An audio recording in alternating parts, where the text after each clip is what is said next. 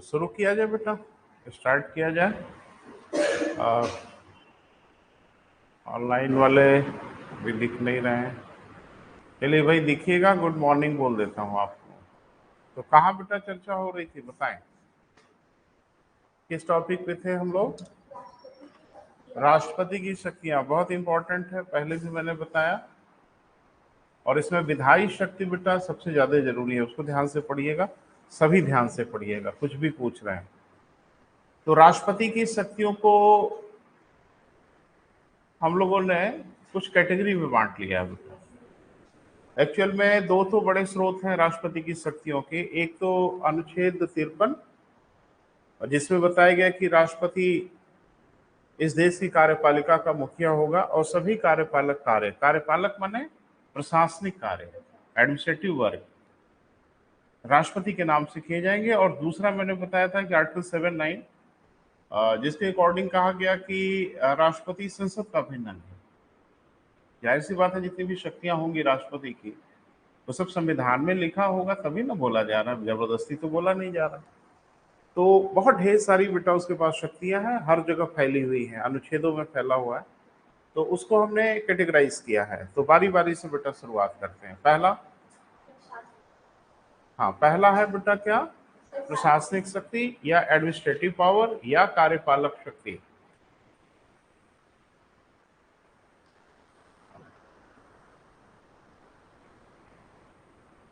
ठीक है बेटा, तो थोड़ा सा कुछ बताना चाहेंगे बेटा आपको पहले, फिर आते हैं, शुरुआत करते हैं। कोई बताएगा हमारे संविधान के अनुच्छेद 312 में क्या है? मैंने पढ़ाया नहीं है भाई, ऐसे ही पूछ ले रहे हैं, मेरा मन हो रहा है। नहीं आइडिया लग रहा है। नहीं, एक काम किया करिए ना, वेयर एक लेके ना बेटा, ऐसे रैंडमली इधर उधर इधर उधर। जैसे एक आजकल नेट की दुनिया में है ना सब, सर्फिंग करना। तो सर्फिंग में क्या करते हैं, इधर उधर जिधर मन होता है हम लोग सर्च करते रहते हैं। ऐसे ही आप भी कॉन्स्टिट्यूशन की सर्फिंग करिए। जैसे खाली रहे तो पलट के देखें किसमें क्या लिखा है, काम का हो ना हो देखते रहिए। जितनी बार आप देखेंगे बेटा आपकी तैयारी होती जाएगी, धीरे धीरे सब ठीक होगा। तो बता रहे हैं, अनुच्छेद 312 में लिखा हुआ है अखिल भारतीय सेवा, ऑल इंडिया सर्विसेज, है ना। तो इसका मतलब क्या हुआ कि अखिल भारतीय सेवाएं संवैधानिक पद है ना। यानी इस पद का वर्णन संविधान में किया गया है, पद का नहीं वर्णन किया गया है, अखिल भारतीय सेवा का वर्णन किया गया है।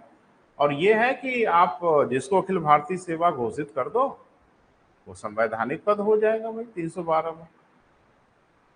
तो उसके ठीक पहले का अनुच्छेद है 311। 312 तो अखिल भारतीय सेवा मैंने बताया। 315 आपको पता ही है, संघ लोक सेवा आयोग या लोक सेवा आयोग का वर्णन है। तो उसके ठीक पहले एक अनुच्छेद है बेटा, वो है 311। प्रसंग क्यों है वो हम आपको बता रहे हैं, उसको दिमाग में रखिएगा, बहुत जरूरी है। अनुच्छेद 311 ये कहता है कि जो पदाधिकारी जिसकी नियुक्ति करेगा, जो पदाधिकारी माने यहां व्यक्ति से नहीं मतलब है, पद से मतलब है। यानी जिस स्तर का पदाधिकारी किसी की नियुक्ति करेगा उस स्तर का या उससे वरिष्ठ पदाधिकारी ही पद मुक्त करेगा। अगर कोई ऐसी स्थिति आ गई, किसी को पद मुक्त करना है, पद से हटाना है, तो संविधान साफ साफ कह रहा है कि जिस स्तर का या जो पदाधिकारी नियुक्ति करेगा वह, यानी उस स्तर का या उससे वरिष्ठ पदाधिकारी ही पद से हटा सकता है। मैं एक उदाहरण से आपको बता रहा हूं। जैसे उत्तर प्रदेश पुलिस में एक कांस्टेबल की नियुक्ति मान लीजिए एसएसपी की ओर से की गई। भाई कोई ना कोई तो नियुक्त प्राधिकारी होता ही है ना। अरे भाई नौकरी मिलती है तो कोई ना कोई अथॉरिटी तो होती है जो आपको अपॉइंटमेंट लेटर देती है, उसमें मुहर दस्तखत होती है। सिपाही के मामले में एसएसपी ही होता है। तो अब एक बात तो तय हो गई कि कभी कोई अगर स्थिति उत्पन्न होती है, जाहिर सी बात वो खराब स्थिति ही होगी, कोई बुरा कार्य किया होगा, तो एसएसपी से नीचे का अधिकारी पद से नहीं हटा सकता, उसके पास लीगल राइट ही नहीं है। तो उस सिपाही को जब भी पद से हटाया जाएगा वो एसएसपी रैंक के अधिकारी या उससे बड़े रैंक के अधिकारी ही पद से हटा सकते हैं। मैं एक उदाहरण दे रहा हूं, ये खाली पुलिस विभाग के लिए नहीं लागू होता, एवरीवेयर एवरीवेयर। और अगर हटा दिया किसी ने तो न्यायालय में सेकंड भर नहीं टिकेगा मामला। न्यायालय सिर्फ ये पूछेगा कि आपने क्यों हटाया, तो कारण गिनाएंगे ना कि करप्शन था, भ्रष्टाचार था, धमाका था, सब था, सब ठीक है, आपने कैसे हटा दिया। और इसको बोला जाता है अल्ट्रा वायरस, अधिकार क्षेत्र का अभाव। आपके पास जिस कार्य का अधिकार ही नहीं है वह कार्य आप कैसे कर सकते हैं। गलत किया, सही किया, जो भी किया। अच्छा एक चीज बताओ, कोई आदमी अपराध करता हुआ मिल जाए, हम उसको पकड़ के ले जाके अपने घर में बंद कर लें? कहते हैं कि पुलिस वाला नहीं मिला तो सोचे हम ही बंद कर दें? आप थोड़ी कर सकते। जिसके पास जो अधिकार है, अब ये तर्क नहीं चलेगा कि सर ये बड़ा भारी अपराधी था और हम सोचे हम ही अरेस्ट कर दें। नहीं, आप कहीं अरेस्ट करोगे भाई? तो ध्यान से सुनिए बेटा, ये मैं क्यों बता रहा हूं, कोई वजह होगी। अपनी प्रशासनिक शक्ति का प्रयोग करते हुए, विधायी सॉरी कार्यपालक शक्ति का प्रयोग करते हुए राष्ट्रपति बहुत ढेर सारी नियुक्तियां करता है, बहुत ढेर सारा अपॉइंटमेंट करता है। कौन? एक बात तो समझ लीजिएगा, जिसकी नियुक्ति राष्ट्रपति करेगा उसको राष्ट्रपति ही हटा सकता है।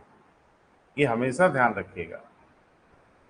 अभी हम बताएंगे किसकी किसकी नियुक्ति करता है, लेकिन जिसकी नियुक्ति राष्ट्रपति करेगा उसको राष्ट्रपति ही हटा सकता है, क्योंकि भारत में राष्ट्रपति से बड़ा कोई और पद है ही नहीं।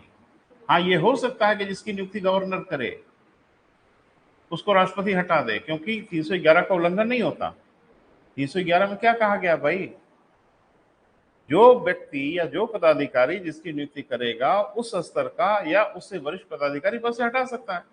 तो राज्यपाल जिसकी नियुक्ति करते हैं राज्यपाल हटा दें, नहीं तो राष्ट्रपति भी हटाने की शक्ति रख सकता है। दिमाग में रखिएगा बेटा, ये बहुत जरूरी है, अक्सर बच्चे भूल जाते हैं।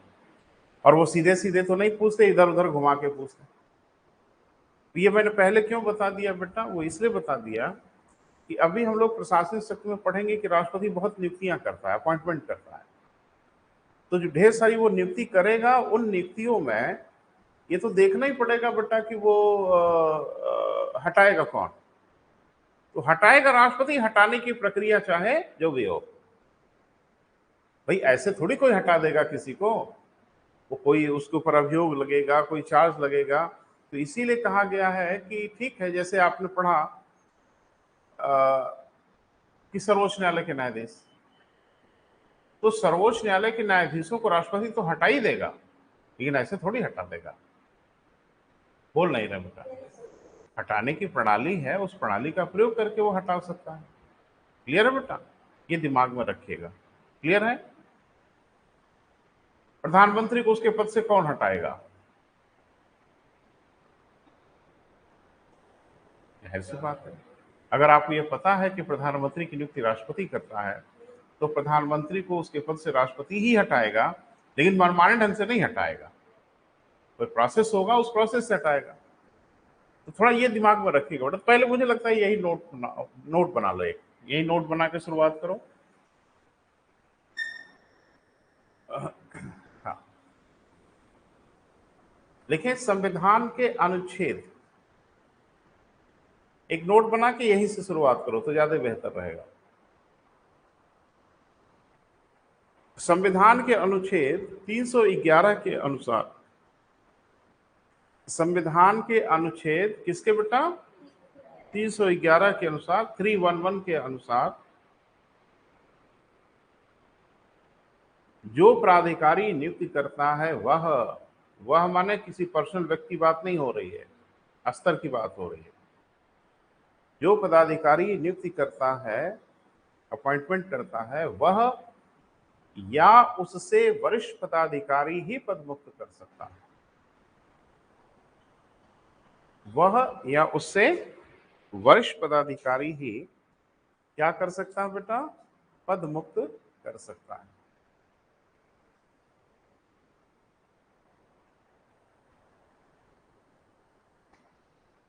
हाँ भाई, एक सूचना देनी है जो हमारे मित्र ऑनलाइन हैं, कल बेटा कुछ तकनीकी समस्या हो गई थी, तो क्लास नहीं हो पाई 8:30 बजे। तो 1 घंटे बाद हुई 9:30 बजे से। वीडियो प्लेटफॉर्म पे अवेलेबल है, आप वहां से जाके देख सकते हैं। आज सब कुछ ठीक ठाक है। कई मित्र आज दिख भी नहीं रहे। कल कल का अनुभव बड़ा बुरा था, तो सोचे होंगे आज भी वही सब होगा। नहीं नहीं, सब इलेक्ट्रॉनिक डिवाइसेस हैं बेटा, तो कभी कुछ ना कुछ दिक्कत तो हो ही जाती है। क्लियर हुआ बेटा? अब मेन जो हम लोग का स्ट्रीम है उसमें आते हैं। यानी राष्ट्रपति की क्या बेटा? प्रशासनिक शक्ति, कार्यपालक शक्ति, है ना? तो क्या है बेटा वो देखना है। तो एक शब्द लिखें, अपने इन अधिकारों का प्रयोग करते हुए। लिखो बेटा, अपने इन अधिकारों का प्रयोग करते हुए राष्ट्रपति अनेक नियुक्तियां करता है।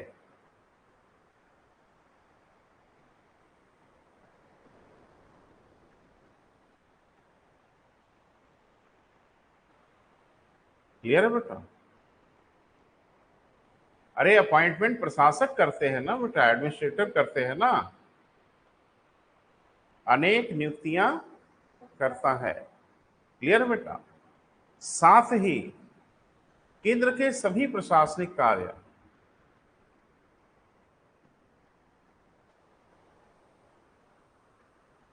साथ ही केंद्र के सभी प्रशासनिक कार्य किसके बेटा? राष्ट्रपति के नाम से किए जाते हैं, या राष्ट्रपति की ओर से किए जाते हैं। सभी प्रशासनिक कार्य किसके बेटा? राष्ट्रपति की ओर से, यानी on the behalf of president काम किया जाता है। क्लियर है?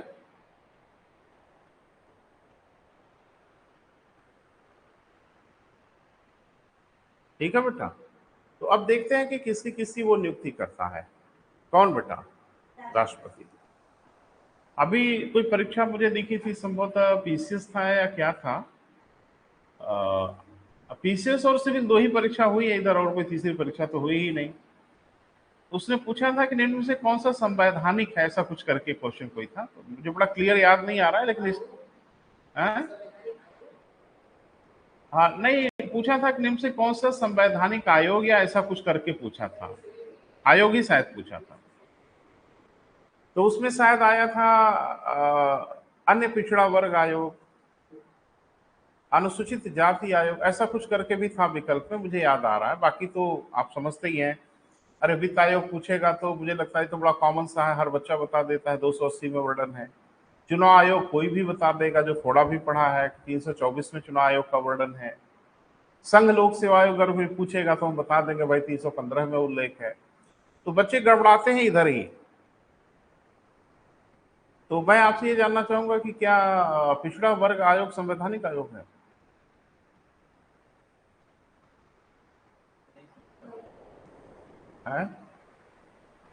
मतलब क्या इसका उल्लेख संविधान में है? संवैधानिक का क्या मतलब है? जिसका वर्णन संविधान में किया गया हो, और जिसका वर्णन संविधान में नहीं किया गया हो वो भी हो जाता है। ऐसा नहीं कि नहीं हो सकता। जैसे नीति आयोग, नाम सुना है ना? पता नहीं क्या नाम है।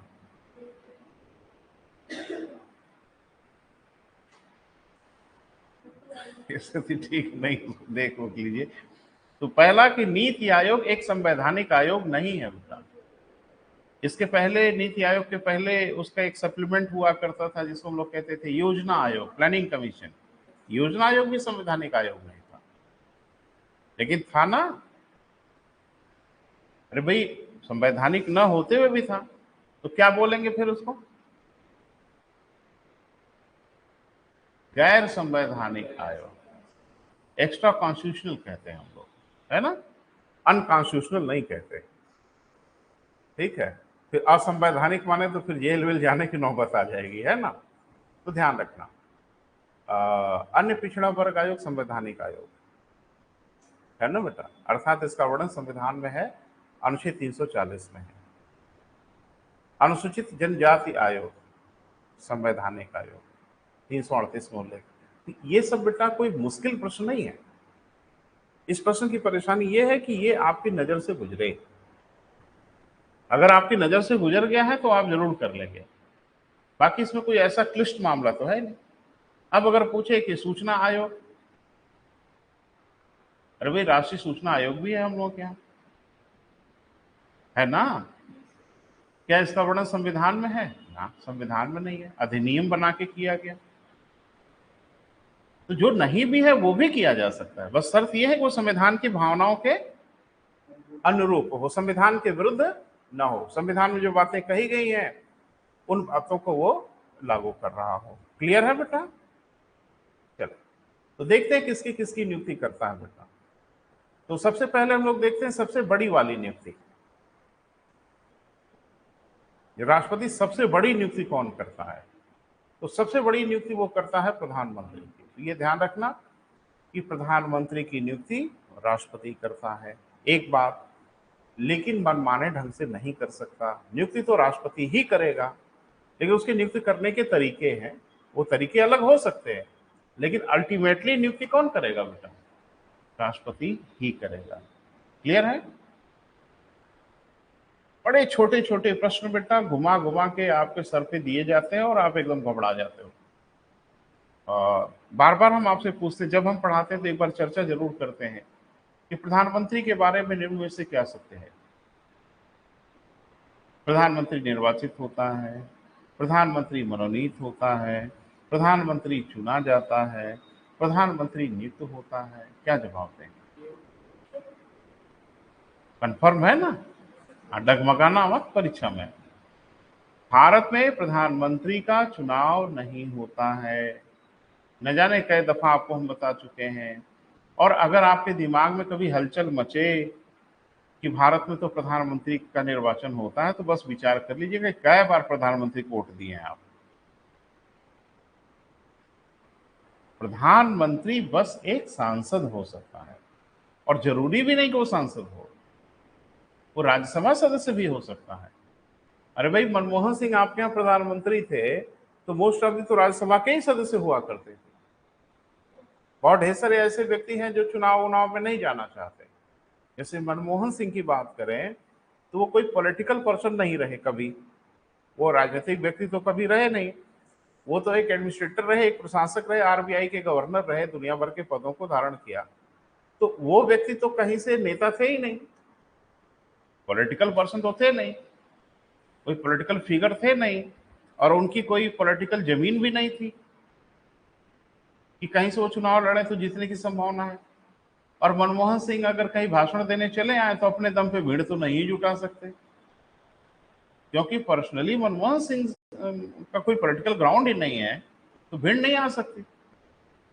लेकिन वो देश के प्रधानमंत्री रहे, जनता ने उनको नहीं चुना, राज्यसभा सदस्य थे, जो कि बहुत बड़े अर्थशास्त्री थे, अर्थशास्त्र का विशेष ज्ञान था, इस देश में वित्त मंत्री भी रहे, पीवी नरसिम्हा राव की सरकार में वो हमारे फाइनेंस मिनिस्टर भी रहे, देश को बहुत गहरे संकट से उबार भी लिया था। तो विद्वान व्यक्ति तो थे ही, लेकिन पॉलिटिकल पर्सन नहीं थे। आप देखते थे कभी वो सदन वदन में बोलते भी थे तो बोल ही नहीं पाते थे बेचारे।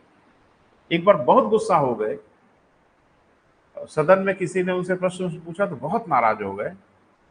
तो अच्छे लोग नाराज भी होते हैं तो नहीं लगता कि नाराज हो तो बहुत नाराज हो गए। तो उन्होंने एक ही बात कहा कि मैं आप लोगों के जैसा चिल्ला चिल्ला के नहीं बोल सकता। मैंने गुस्सा हो गए तब उन्होंने ये कहा कि आप लोग जैसे चिल्ला चिल्ला के बोलते हो तो हम चिल्ला चिल्ला के नहीं बोल सकते। वो फिगर ही नहीं है, पर्सनैलिटी ही नहीं है, वो व्यक्तित्व ही नहीं है, तो वैसा कर ही नहीं सकते। तो एक चीज बताइए कि अगर चुना जाता तो मनमोहन सिंह तो नहीं ही चुनेगा। तो ये ध्यान रखना बेटा कि प्रधानमंत्री नियुक्त होता है। क्लियर है? बस एक शर्त है, वो शर्त यह है कि प्रधानमंत्री नियुक्त होते समय लोकसभा अथवा राज्यसभा का सदस्य हो, और अगर नहीं है तो भी नियुक्त हो जाएगा, कोई परेशानी नहीं है। बस शर्त यह है कि 6 माह के अंदर उसको सदस्यता प्राप्त कर लेनी चाहिए। ये इसी के लिए नहीं जरूरी है, ये पूरे मंत्रिपरिषद के लिए आवश्यक है। यानी मंत्रिपरिषद में अगर कोई मंत्री बनाया जाएगा तो चाहे प्रधानमंत्री हो, चाहे वो राज्य मंत्री हो, चाहे वो उप मंत्री हो, चाहे वो कैबिनेट मंत्री हो, उसके लिए शर्त यही है कि भैया पद ग्रहण करने के 6 महीने के अंदर आप जैसे एक मैं सुंदर देखो, व्यवहार में बेटा चूंकि हम लोग भारत में रहते हैं ना, और भारत का ही संविधान पढ़ रहे हैं, तो व्यवहार में भारत में बहुत कुछ दिखता है। बस ये है कि आप उस पर नजर नहीं रखते हो या रखते हो, ये डिपेंड आप पे करता है। जैसे पिछली बार माननीय योगी जी हमारे मुख्यमंत्री हुए, तो जब वो मुख्यमंत्री हुए तो क्या वो विधानसभा या विधान परिषद के सदस्य थे? नहीं थे। वो तो एक एमपी थे, मेंबर ऑफ पार्लियामेंट थे, वो तो सांसद थे, हाँ या ना? जब उनको मुख्यमंत्री बनाया गया एट दैट टाइम वो तो सांसद थे ना बेटा, गोरखपुर से, बोल नहीं रहे, लेकिन उनको मुख्यमंत्री बनाया गया तो उन्होंने अपना रिजाइन कर दिया सांसद का पद। और फिर आपको पता ही होगा कि 6 महीने के अंदर चुनाव लड़के फिर वो सदस्य प्राप्त हुए विधान सभा का। तो ये नियम है बेटा कि नियुक्ति तो किसी को कर सकते हैं, हमें कर सकते हैं, आपको कर सकते हैं, XYZ किसी को कर सकते हैं। लेकिन बस शर्त यही है कि नियुक्ति होने के 6 महीने के अंदर लोकसभा या राज्यसभा का सदस्य बना देना होगा। अब होता क्या है कि लोकसभा का चुनाव जनता की मर्जी पे होता है, राज्यसभा के सदस्यों का चुनाव जनता की मर्जी से नहीं होता। इसमें पॉलिटिकल लोग इधर उधर से इंसर्ट कर दिए जाते हैं, यानी केंद्र सरकार जिसपे मेहरबान हो उसको राज्यसभा में बैकडोर से भेज भी देती है। और प्रधानमंत्री मनमोहन सिंह के साथ यही ना होता था कि प्रधानमंत्री बनाए और बैकडोर से राज्यसभा सदस्य बन गए, तो कोई दिक्कत नहीं है। ये ध्यान रखना है। मेरे कहने का अभिप्राय यह है कि पीछे की प्रक्रिया चाहे जो भी हो, नियुक्ति तो करेगा राष्ट्रपति। सर्वोच्च न्यायालय के न्यायाधीशों की नियुक्ति राष्ट्रपति करता है। पीछे की प्रक्रिया तो नहीं बोला गया, आपको भी कर देगा, हमें भी कर देगा, नहीं नहीं, पीछे की कुछ प्रक्रिया है, उस प्रक्रिया को पूरा कर लेंगे तो कर सकता है, नहीं तो नहीं करेगा। तो इसका अभिप्राय अन्यथा मत समझिएगा कि राष्ट्रपति नियुक्ति करता है तो मनमाने ढंग से कर लेगा। नहीं, मनमाने ढंग से नहीं करेगा, विहित प्रक्रिया से करेगा, लेकिन करेगा वही। अरे भाई, न्यायाधीश बनने के लिए जो योग्यता धारण करता होगा उन्हीं में से न करेगा। LLB तो हम भी किए हैं, मेरा भी अनुभव ठीक ठाक हो गया है। वैसे हवा में हुआ है, मैं कभी कोर्ट में तो गया ही नहीं। मैंने तो इलाहाबाद यूनिवर्सिटी से LLB किया और 2000 का मेरा रजिस्ट्रेशन है, 23 साल सीनियर वकील हूँ। तो जुगाड़ उगाड़ लगा के मैनेज किया जनाना साहब, सवाल ही नहीं है। बेवजह छटपटाने से कोई फायदा नहीं होना है। 12 लिखे बेटा। राष्ट्रपति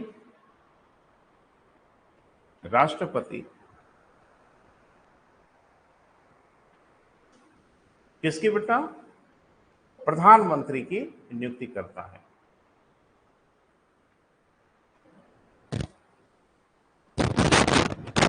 राष्ट्रपति किसकी बेटा? प्रधानमंत्री की नियुक्ति करता है। कोई बच्चा अनुच्छेद बताएगा?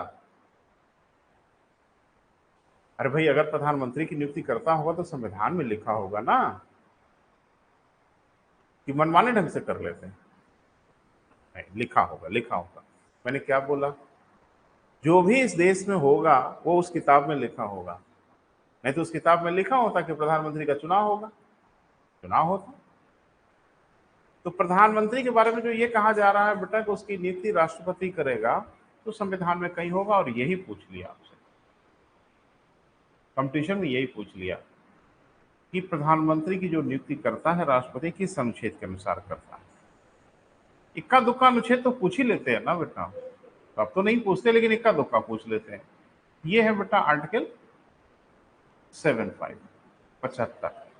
वही ब्रैकेट में लिख लो छोटा सा ना, जैसे रिवाइज करते रहोगे तो याद आता रहेगा। और क्या, अलग से पढ़ने की क्या आवश्यकता है। 75 क्लियर है बेटा। 75 में कहा गया कि राष्ट्रपति प्रधानमंत्री की नियुक्ति करेगा। इसी में कहा गया कि प्रधानमंत्री के सुझाव पर अन्य मंत्रियों की नियुक्ति भी राष्ट्रपति ही करेगा। तो ध्यान रखना, मैं एक दिन आपको बोला था कि राजतंत्र वाला सिस्टम तो हम लोगों को पता ही है, इतिहास वगैरह में हम लोग पढ़े हैं या पढ़ेंगे। तो मंत्री तो राजतंत्र में हुआ करते थे। अरे, मंत्री तो राजाओं के शासन में मंत्री हुआ करते थे, राजा के मंत्री होते थे। वो जो भी मंत्री हो, लेकिन मंत्री वो राजा का होता था। शासक तो राजा होता था, मंत्री शासक नहीं होता था।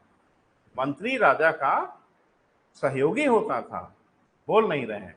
लेकिन आपने इतिहास पढ़ा होगा, कभी कभी कुछ सहयोगी राजा से भी बड़े हो जाते थे। जैसे एक सहयोगी थे, इतिहास में कहीं पढ़ा होगा आपने, सैयद ब्रदर्स, सैयद बंदो, राजा तो नहीं थे ना, किंग मेकर थे, बना देते थे किंग मेकर। तो कहने का मतलब यह है कि मंत्री तो बेटा मंत्री ही होगा, इसमें कोई शक शुबहा नहीं है। और वो मंत्री प्रशासक का होगा, जो हेड एडमिनिस्ट्रेटर होगा उसका होगा। ध्यान रखना, जिसके जिसके साथ मंत्री शब्द लगा है, चाहे राज्य मंत्री, चाहे उप मंत्री, चाहे कैबिनेट मंत्री, चाहे प्रधानमंत्री, थोड़ा सा आराम से अगर बोले इस शब्द को तो भाव बड़ा स्पष्ट हो जाएगा। प्रधानमंत्री अर्थात मंत्री यह भी है। बोल नहीं रहे हैं, बस ये प्रधान वाला है। कहा जाता है कि ये समकक्षों में प्रथम होता है, अलग नहीं कुछ होता। मंत्री वह भी है, बस वो प्रधानमंत्री है। तो सब मंत्री है ना बेटा, तो मंत्री किसके होते हैं? एडमिनिस्ट्रेटर के, हेड के। तो ध्यान रखना, सारे के सारे मंत्री राष्ट्रपति के मंत्री होते हैं। वो प्रधानमंत्री भी राष्ट्रपति का मंत्री। ये अलग बात है कि सैयद बंधु जैसे हैं, है ना, कि हम ही फैसला करेंगे कि राष्ट्रपति कौन होगा कौन नहीं होगा, ये अलग बात है। क्लियर है बेटा? लिखें, प्रधानमंत्री के परामर्श पर अन्य मंत्रियों की नियुक्ति करता है। 75 में ही वर्णन है बेटा।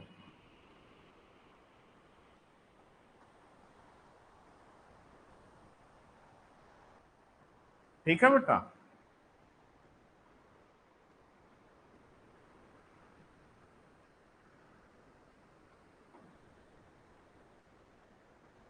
अब जैसे समझो कि व्यवहार अगर आप देखो तो सबसे पहले वो प्रधानमंत्री की नियुक्ति कर देते हैं। व्यवहार क्या है बेटा? जब लोकसभा का चुनाव हो जाता है तो सबसे पहले बहुमत दल के नेता को इनवाइट करते हैं कि भाई आइए और प्रधानमंत्री बनिए। क्लियर है? जब वो प्रधानमंत्री बन जाता है तो वो एडवाइस करता है कि महामहिम फलाने फलाने को भी मंत्री बना दीजिए, तब वो मंत्री बनाता है। लेकिन बनाता है राष्ट्रपति, सलाह भले प्रधानमंत्री देता है। इसलिए व्यवहार में हम लोगों को पता है कि मंत्री मंत्री प्रधानमंत्री मुख्यमंत्री ही बनाते हैं। अरे भाई, मुख्यमंत्री जिसको चाहेगा वो मंत्री बनेगा और प्रधानमंत्री जिसको चाहेगा वो मंत्री बनेगा, लेकिन बनाने वाले हैं अलग।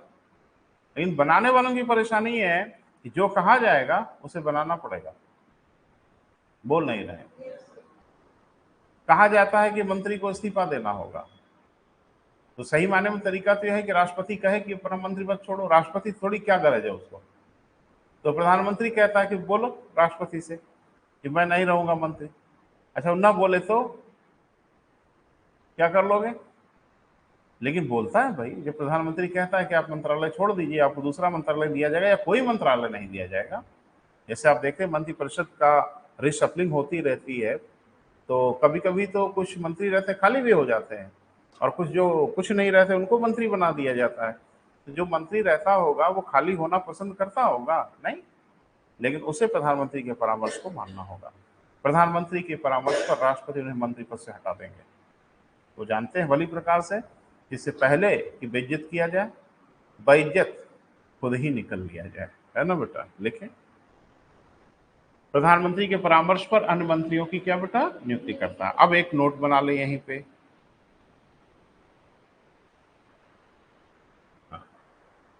प्रधानमंत्री तथा अन्य मंत्री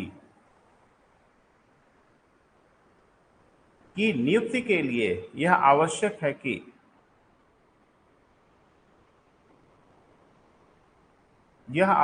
कि उन्हें सदन का सदस्य होना चाहिए। सदन माने लोकसभा या राज्यसभा का सदस्य होना चाहिए। क्लियर है बेटा? और अगर नहीं सदस्य हैं तो 6 माह के अंदर उन्हें सदन का सदस्य हो जाना चाहिए। लिखें, यदि सदस्य नहीं है तो भी उन्हें मंत्री बनाया जा सकता है, प्रधानमंत्री बनाया जा सकता है।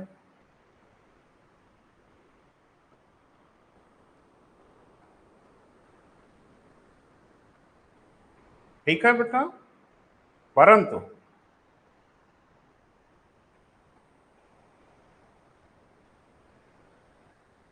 6 माह के अंदर उन्हें सदन की सदस्यता लेना अनिवार्य है।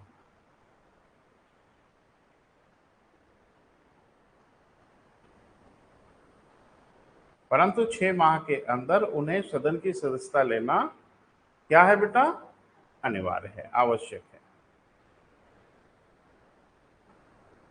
क्लियर है?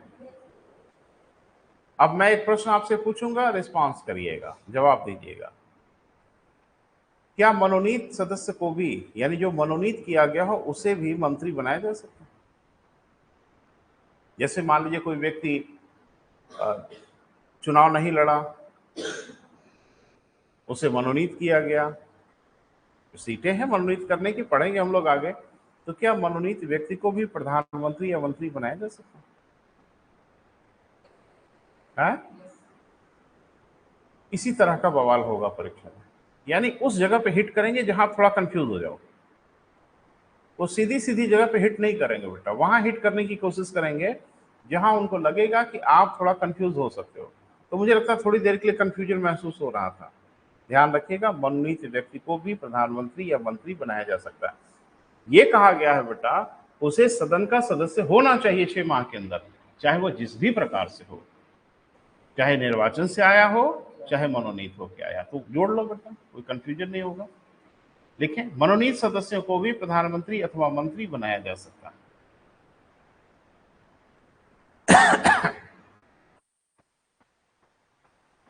मनोनीत सदस्य को भी प्रधानमंत्री अथवा मंत्री क्या किया जा सकता है बेटा?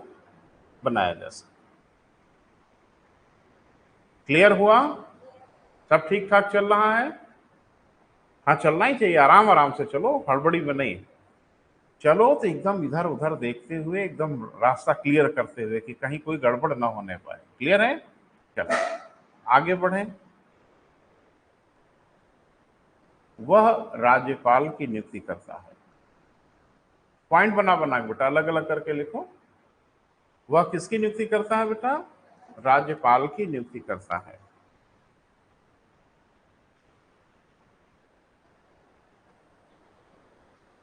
तो राज्यपालों की नियुक्ति कौन करेगा बेटा? राष्ट्रपति करेगा। अनुच्छेद कोई बताएगा? अभी आया नहीं है बेटा। अरे अभी तुम लोग केंद्र का ही पूरा नहीं पढ़े, अभी तो राज्य के लिए पढ़ना है बेटा। तो ये तो राज्य का मामला है। तो भाई देवे, अगर याद हो तो याद रहना जरूरी है बेटा, है ना? याद नहीं रहेगा तो इकट्ठे नहीं याद होगा, बारी बारी से जगह जगह आता रहेगा, हम अनुच्छेद देखते रहेंगे, धीरे धीरे दिमाग में आ जाएगा। आर्टिकल 155, तो जैसे कि कोई पद आए ना बेटा, तो उसका अनुच्छेद अगर दिमाग में आए तो वहीं लिख लिया जाए तो ज्यादा बेहतर रहेगा। क्लियर है? तो जैसे हम राष्ट्रपति की शक्ति रिवाइज करेंगे, लगे हाथ उस पद का अनुच्छेद भी दिमाग में आ जाएगा।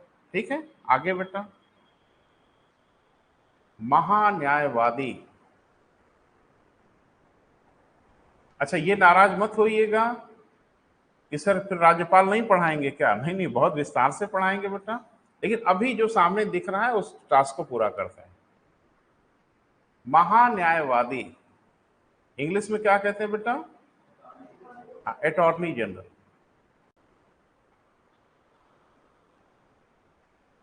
Attorney general.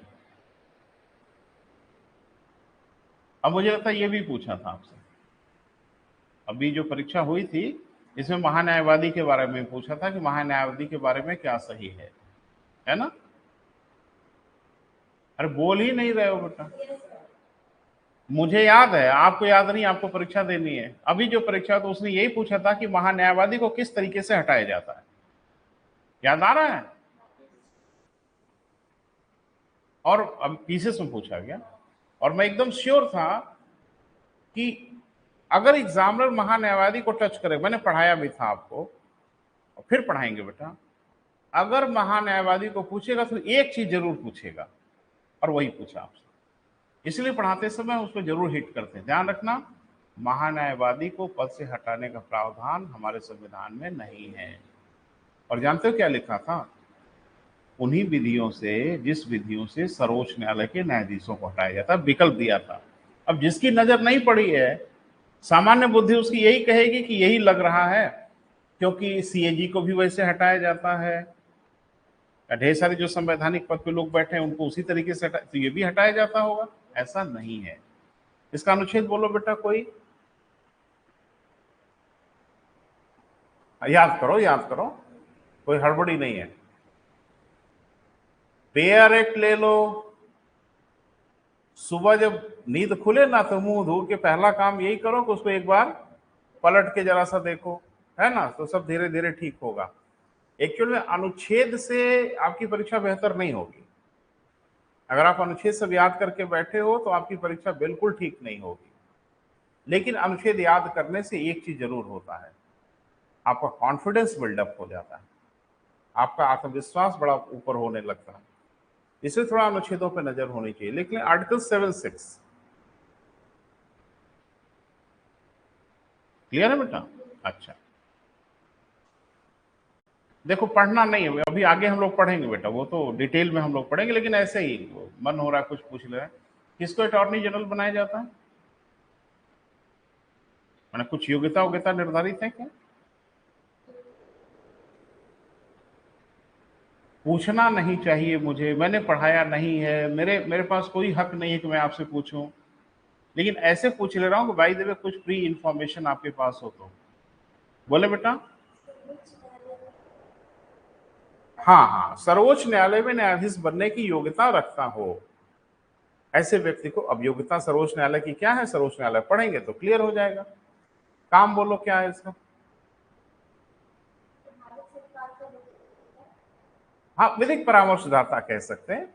और भारत का प्रथम विधि अधिकारी होता है। तो कभी कभी यह भी पूछा गया आपसे कि भारत का पहला विधि अधिकारी कौन होता है, तो बच्चे इसको समझ नहीं पाते। तो कोई सुप्रीम कोर्ट का मुख्य न्यायाधीश की ओर जाता है, तो कोई किधर जाता है, कोई किधर जाता है। तो ध्यान रखिएगा, सर्वोच्च न्यायालय का मुख्य न्यायाधीश विधि अधिकारी नहीं है, वो न्यायाधीश है। ये देश का पहला विधि अधिकारी होता है, लीगल ऑफिसर होता है। काम भी थोड़ा बात कर लिया जाए, डिटेल में तो जब पढ़ेंगे तो पढ़ेंगे। इसका काम यह है बेटा कि जब सरकार कोई विधेयक बनाती है, अरे भाई विधेयक तो पहले बनाया ही जाता होगा, कागज पे लिखा जाता होगा, तो विधेयक को देखता है ये विधेयक संविधान के विरुद्ध तो नहीं जा रहा है, या संविधान के किसी प्रावधान के खिलाफ तो नहीं जा रहा है। क्योंकि अगर वो संविधान के किसी प्रावधान के खिलाफ जा रहा होगा तो फिर वो संविधान संशोधन विधेयक हो जाएगा कि नहीं हो जाएगा। ये सब उस पर नजर रखता है वो। सरकार के विरुद्ध कोई मुकदमा होता है, सरकार के खिलाफ कोई वाद होता है, तो सरकार के वकील के रूप में न्यायालय में उपस्थित हो सकता है। लेकिन एक बात ध्यान रखना, अकेले नहीं होता, इसकी बड़ी फौज होती है, मतलब भारी भरकम इसका कार्यालय होता है। लेकिन हाँ, कोई विषम स्थिति आती है तो खुद न्यायालय में गाउन पहन के पहुंच जाते हैं कि मैं हूं सरकार का वकील। क्लियर है बेटा? बाकी मैंने आपको कभी बताया होगा या फिर से बताएंगे, सदन का सदस्य न होते हुए भी सदन की बैठकों में भाग लेता है।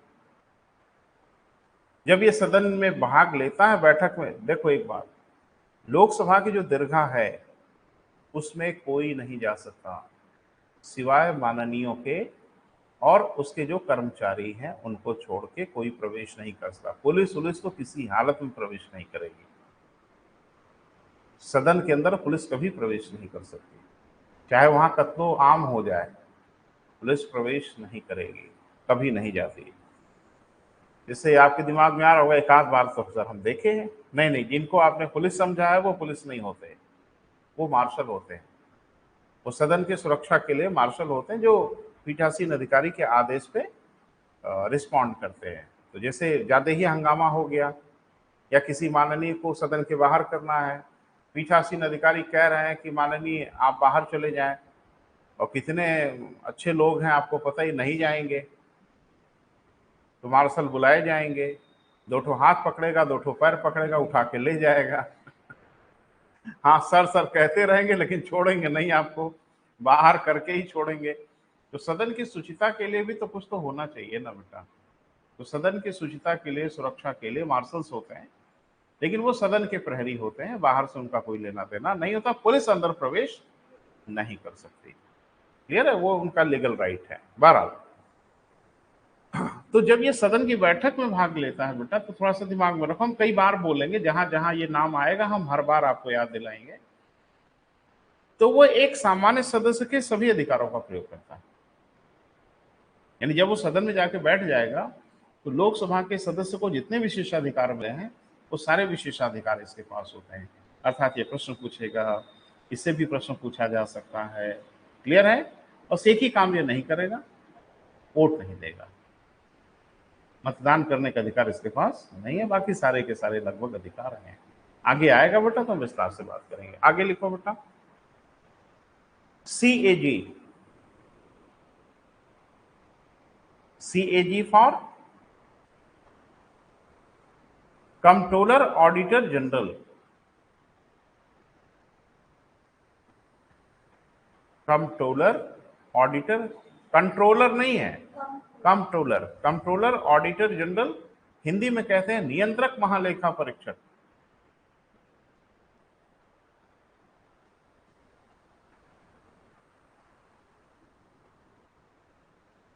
देखो भाई, आज की डेट में बेटा प्री और मेंस और सब कुछ लगभग एक ही हो गया है ना। कंटेंट में डिफरेंस नहीं है, कंटेंट वही रहेगा, बस डिफरेंस ये होगा कि प्रीलिम्स में ऑब्जेक्टिव फॉर्मेट में आपको उत्तर देना होगा, वहां डिस्क्रिप्टिव फॉर्मेट में उत्तर देना होगा। एक क्वेश्चन सिविल सर्विसेज में पूछा गया था, मुझे याद आ रहा है, तो कहिए तो मैं शेयर कर लूँ। सिविल सर्विसेज में प्रश्न ये पूछा गया कि नियंत्रक महालेखा परीक्षक में नियंत्रक शब्द भ्रामक है, टिप्पणी लिखिए। उड़ गए हवा में, क्या क्या पूछ रहा है, क्या लिखें। तो उसने कहा कि नियंत्रक महालेखा परीक्षक जो शब्द प्रयोग किया गया है, उसमें जो नियंत्रक शब्द लगाया गया है वो भ्रम पैदा करने वाला है।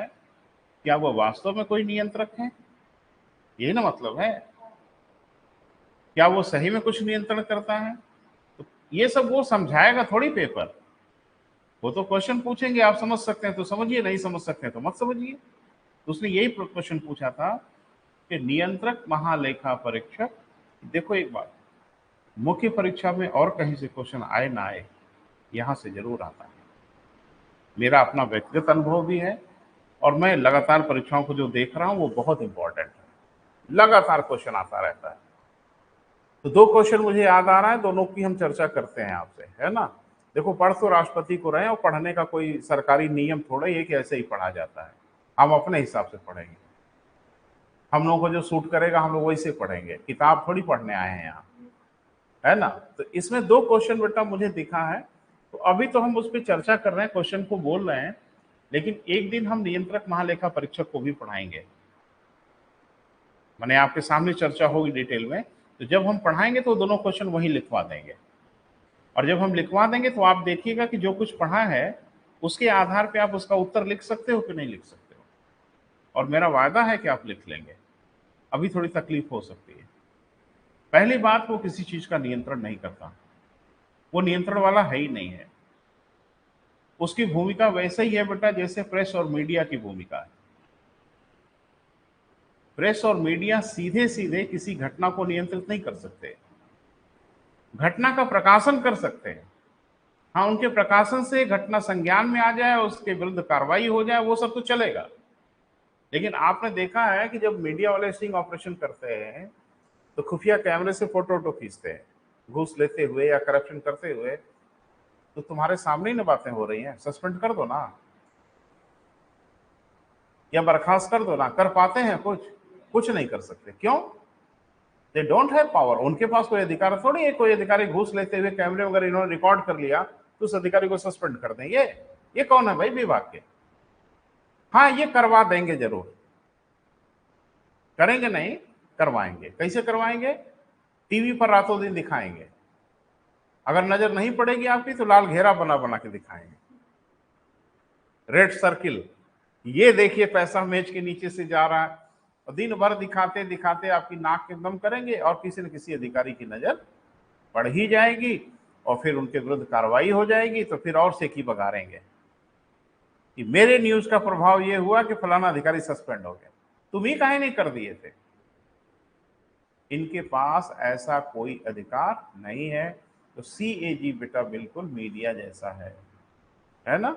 वो कुछ कर तो नहीं सकता, करवा देता है ना। बस उसका काम मीडिया जैसा है कि दूध का दूध और पानी का पानी वो कर देता है। बाकी देखने वाले, सुनने वाले जो रिस्पॉन्सिबल लोग हैं वो कार्रवाई करें या ना करें। तो ध्यान रखना, सही में नियंत्रक शब्द इसका भ्रामक, ये कोई नियंत्रण नहीं करता। अब ये है कि अब पढ़े नहीं हो तो आपको समझ में नहीं आता कि आखिर ये किस चीज पे काम करता है। तो बहुत सिंपल सी बात है। ऑडिटर कौन होता है? नाम तो सुना होगा, ऑडिटर का नाम सुना?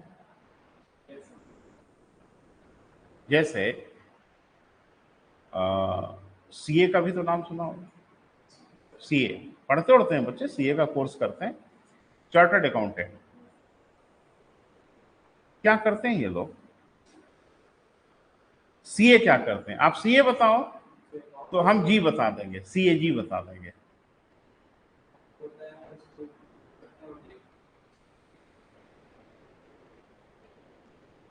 और नहीं नहीं, वो काहे मैनेज करेंगे अकाउंट? आप पे अकाउंट आप मैनेज करो। बता रहे हैं बेटा उनका क्या काम है। जैसे हमें अपना इनकम टैक्स की फाइल वहां पे विभाग को देनी है।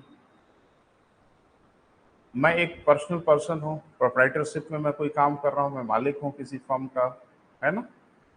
या व्यक्तिगत मुझे अपना इनकम टैक्स फाइल करनी है, तो आप पर्सनली, आजकल तो ऑनलाइन भी लोग भर लेते हैं, और थोड़ा जानकार कोई है तो ऑनलाइन अपना इनकम टैक्स वाला भर लेता है, कोई बड़ा इशू नहीं है, और सरकार मान भी लेती है। मेरी इनकम कितनी है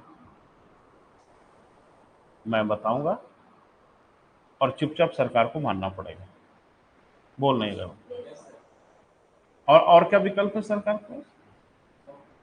सरकार के पास क्या ऑप्शन है? सरकार तो बस यही करती है कि भैया देखिए, गीता पे कसम, गीता की कसम खा के बताइए कि आप सही से नहीं, ये सब मजाक कर रहे हैं, कोर्ट थोड़ा ही है। हाँ, इनकम टैक्स डिपार्टमेंट बस आपसे ये निवेदन करता है कि बस हमको ये बता दीजिए साल भर में आपने कितना कमाया है, भर दीजिए, और देखते हैं टैक्सेबल होगा तो थोड़ा टैक्स दे दीजिएगा, नहीं होगा तो कोई परेशानी नहीं। आपको क्या लगता है कितने लायक हैं हम लोग? ये विभाग पूछेगा और सही सही बता भी देंगे? नहीं बताएंगे। हमें पता है, आपको पता है, इनकम टैक्स को नहीं पता है।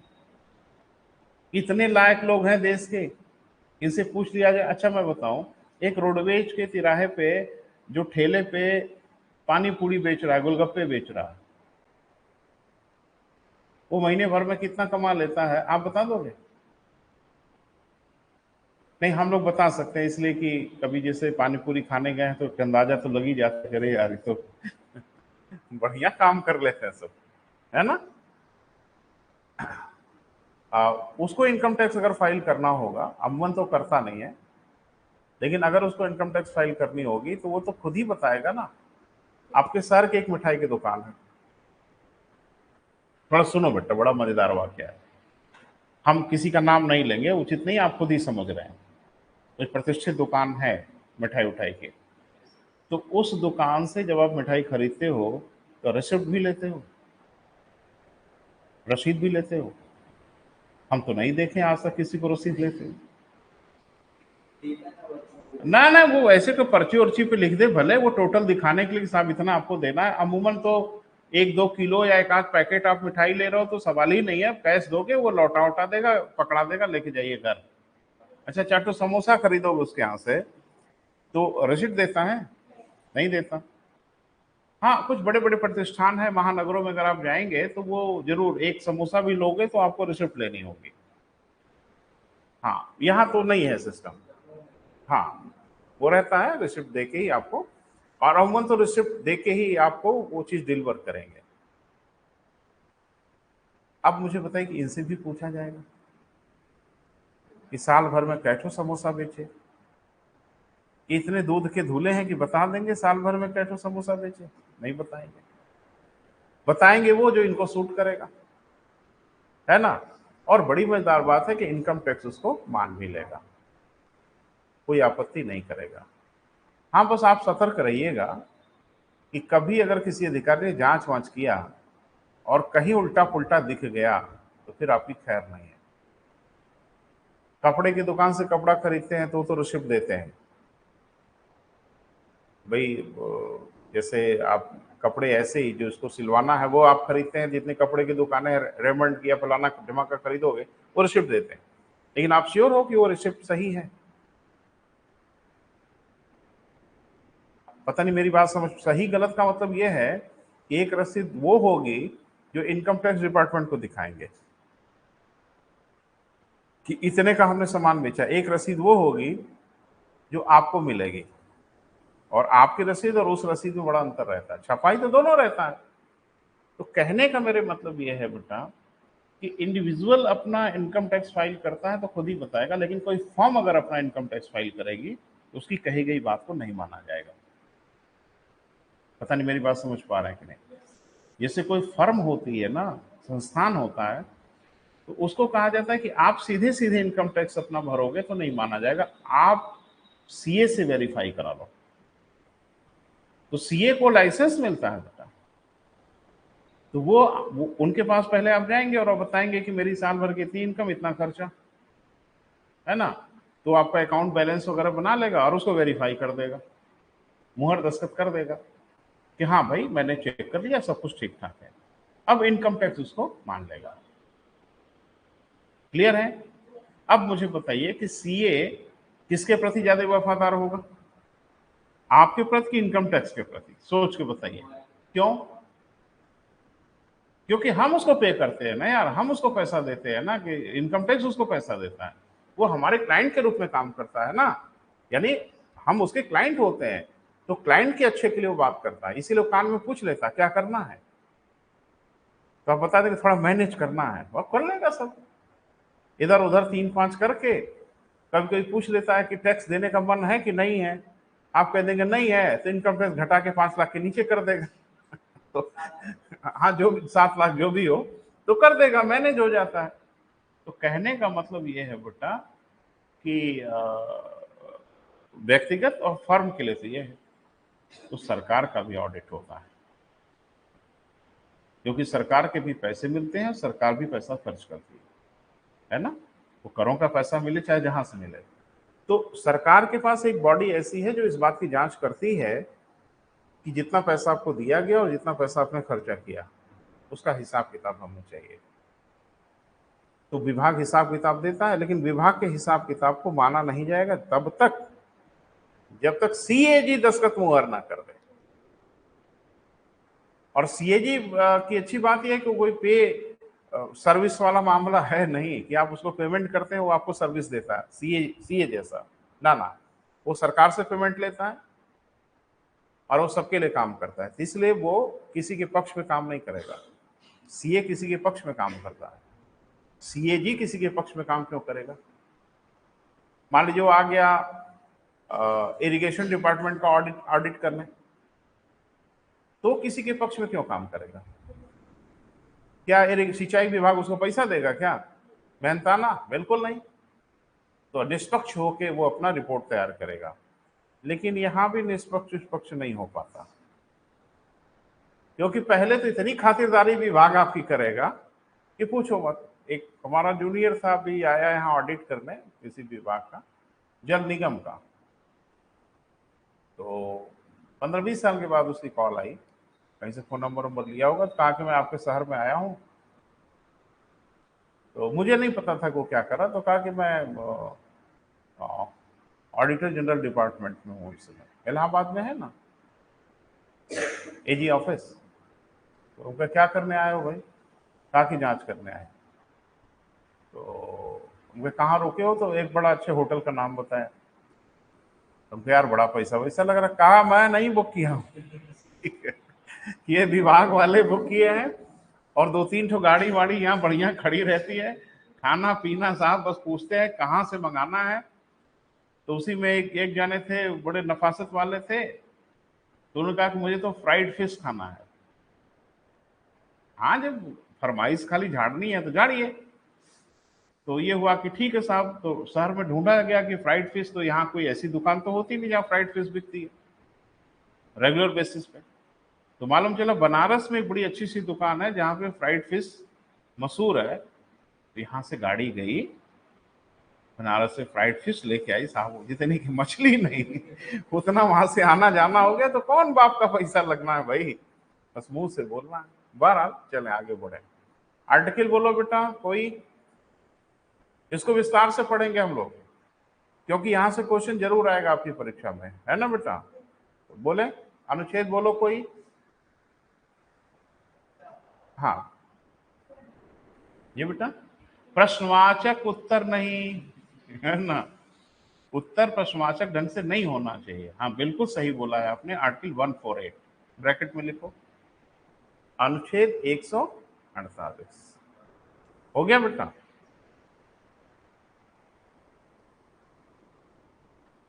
ऐसे बोलना ठीक नहीं लगता बेटा कि हम पूछे 2 और 2 कितना होगा, 4 होगा, नहीं 14 होगा, 14, ऐसे उत्तर दिया जाता है। वेरीफाई हम थोड़ी कर सकते हैं, सही तो सही है। तो ये तो बेटा कुछ नियुक्तियां हैं, लेकिन ध्यान रखना अभी बहुत नियुक्ति करता है ये, लेकिन हर नियुक्ति संदर्भित बिंदु पे बताएंगे। जैसे ध्यान से सुनो बेटा, तीनों ही सेनाओं के सेनाध्यक्षों की नियुक्ति करता है, चीफ ऑफ डिफेंस स्टाफ की नियुक्ति करता है। तो हम तो चाहे तो यही लिखा सकते थे, लेकिन उसको लिखाएंगे सैनिक शक्ति में। क्लियर है, वहां भी नियुक्ति करेगा, लेकिन वो उसका मिलिट्री पावर है। फिर आप देखोगे कि न्यायाधीशों की नियुक्ति करता है, अभी मैंने बोला तो चाहता मैं यही लिखा देता न्यायाधीशों की नियुक्ति करना, लेकिन उसको न्यायिक शक्ति में लेके चलेंगे। क्लियर है। इसके अलावा देखोगे कि राजदूतों की और जो एम्बेसडर्स हैं, हाई कमिश्नर हैं, इनकी नियुक्ति भी राष्ट्रपति ही करता है। तो चाहते तो यही लिखा देते, लेकिन एक कैटेगरी हम लोगों की है ना राजनयिक शक्ति, डिप्लोमेटिक पावर, जब उसकी चर्चा करेंगे बेटा तो हम आपसे बात करेंगे उस संदर्भ में। क्लियर है, आगे बढ़ो। हाँ इसके अतिरिक्त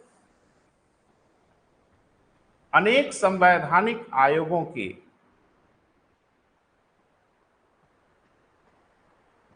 अरे कुछ का नाम तो मैंने लिया ही बेटा, इसके अतिरिक्त अनेक संवैधानिक आयोगों की नियुक्ति भी राष्ट्रपति ही करता है।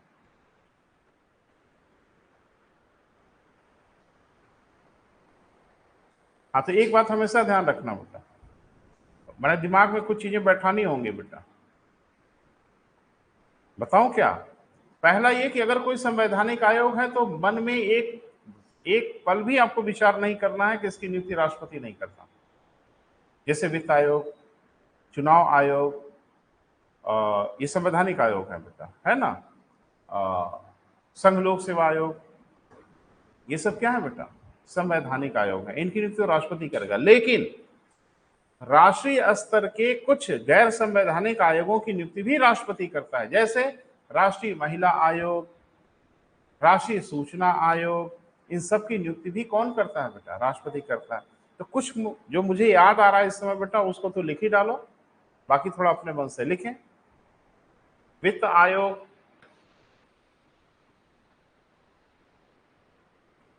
चुनाव आयोग, संघ लोक सेवा आयोग,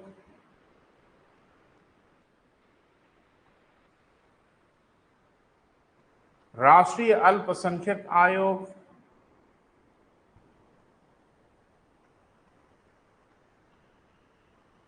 राष्ट्रीय महिला आयोग,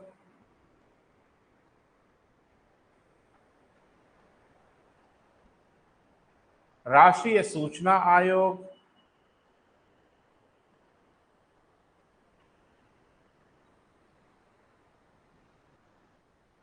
अन्य पिछड़ा वर्ग आयोग,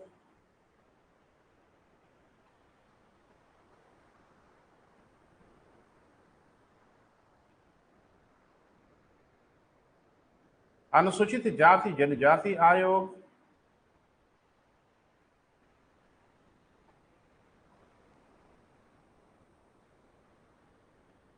चुनाव आयोग,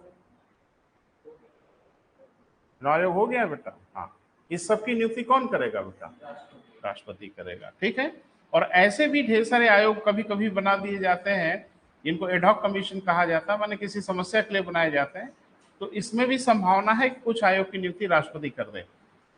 तो उस पर थोड़ा नजर रखनी पड़ेगी। जैसे रैंडमली कोई आयोग बना किसी समस्या की जांच के लिए, तो उसमें न्यूज में आएगा, तो वो देखना पड़ेगा कि इसकी नियुक्ति राष्ट्रपति कर रहा है या कोई बहुत ढेर सारे आयोग योजना आयोग बना देता था, बहुत ढेर सारे, जैसे नियोगी आयोग एक बना था, नहीं अभी आपको आइडिया नहीं है, काफी पहले बना था। तो ऐसा नहीं है बेटा कि हर आयोग राष्ट्रपति ही बनाता है, लेकिन संवैधानिक आयोग की नियुक्ति तो राष्ट्रपति ही करेगा। ठीक है। और कुछ विभाग भी आयोग बना देते हैं, डिपार्टमेंट भी आयोग बना देते हैं। जैसे पुलिस विभाग है, अपने विभाग की जांच करने के लिए कोई आयोग बना दिया, कर्मवीर सिंह आयोग। अब कर्मवीर सिंह आयोग तो नाम से ही समझ में आ रहा है कोई बड़ा संवैधानिक आयोग तो नहीं दिख रहा है, कोई व्यक्तिगत आयोग दिख रहा है। ये पुलिस विभाग की जांच करने के लिए भाई कैसे ठीक किया जाए, तो ये ध्यान रखना होगा बेटा। लेकिन जिनको मैंने बोला है अभी आपके सामने, इसमें कोई दाग धब्बा नहीं है। इनकी नियुक्ति कौन करता है बेटा? राष्ट्रपति करता है। क्लियर है? बहुत नियुक्ति करता है, लेकिन उस नियुक्त को हमने कैटेगराइज कर दिया है, तो जहां कैटेगरी किया हम वहीं बात करेंगे ना, अच्छा लगेगा। बाकी तो इकट्ठे सब भीड़ में दे दें तो कोई बड़ा मतलब नहीं बनेगा। अगली हेडिंग बना लो बेटा। अगली हेडिंग क्या है बेटा? विधायी अधिकार। तो है बहुत बड़ा बेटा, तो आज हम इसको शुरू करेंगे नहीं, क्योंकि बीच में गड़बड़ा जाएगा तो ठीक नहीं है। लेकिन हम कुछ बात आपसे जरूर करेंगे, है ना? लेकिन आर्टिकल 7(9) के अनुसार, आर्टिकल 7(9) के अनुसार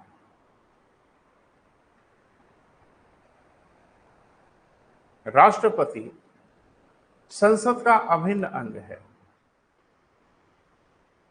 79 बेटा, आर्टिकल 7(9) के अनुसार राष्ट्रपति किसका बेटा?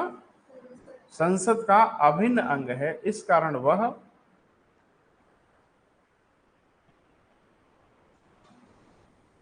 अनेक विधायी अधिकारों का प्रयोग करता है। अनेक विधायी अधिकारों का प्रयोग करता है, अर्थात उसे अनेक विधायी शक्तियां उपलब्ध होती है।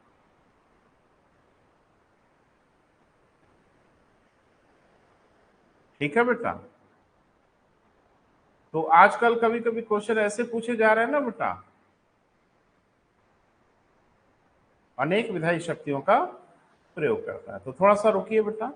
जैसे आजकल कुछ क्वेश्चन ऐसे पूछे जा रहे हैं कि उसका कोई कार्य गिनाएंगे कि राष्ट्रपति यह कार्य करता है, तो पलट के पूछेगा कि यह कार्य किस प्रकार का कार्य है, प्रशासनिक कार्य है, विधायी कार्य है, न्यायिक कार्य है।